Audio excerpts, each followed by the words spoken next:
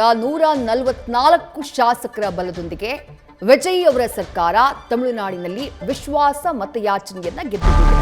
ಆದರೆ ಈ ವಿಶ್ವಾಸ ಮತಯಾಚನೆಯ ಚರ್ಚೆಯ ಸಂದರ್ಭದಲ್ಲಿ ಪುಷ್ಪಾ ಶೈಲಿಯ ಸರ್ಕಾರ ನಿಂದು ಅಂತ ಹೇಳಿ ಟೀಕಿಸಿದ್ರು ವಿಪಕ್ಷ ನಾಯಕ ಉದಯನಿಧಿ ಸ್ಟಾಲಿನ್. ವಿಜಯ್ ಆಡಳಿತ ಸಿನಿಮಾಗೆ ಹೋಲಿಸಿದ್ರು ಉದಯನಿಧಿ.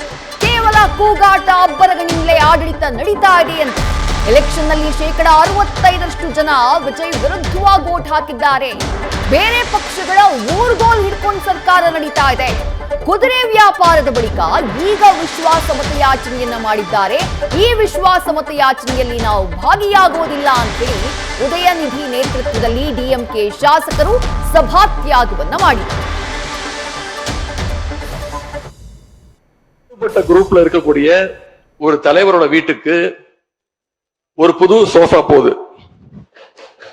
சோஃபா பின்னாடியே புது முதலமைச்சரும் அந்த வீட்டுக்கு போறாரு. புதுமையான ஆட்சின்னு சொன்னீங்க. இன்னைக்கு புஷ்பா பட பாணியில ஆட்சி நடந்துகிட்டு இருக்கு. தமிழ்நாட்டு வரலாற்றிலேயே முதன்முறையாக, இந்திய வரலாற்றிலேயே முதன்முறையாக ஒண்ணு நடந்திருக்கு.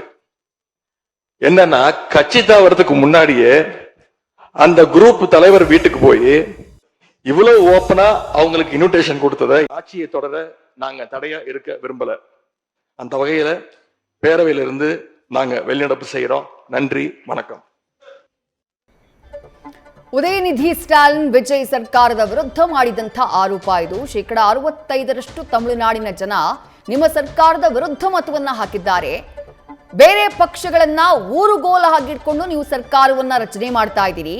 ವಿಶ್ವಾಸ ಮತಯಾಚನೆಗೂ ಮುನ್ನವೇ ಕುದುರೆ ವ್ಯಾಪಾರವೂ ಕೂಡ ಆಗಿದೆ ಅನ್ನುವಂತಹ ಗಂಭೀರ ಆರೋಪವನ್ನ ಮಾಡಿದ್ರು ಉದಯನಿಧಿ ಸ್ಟಾಲಿನ್.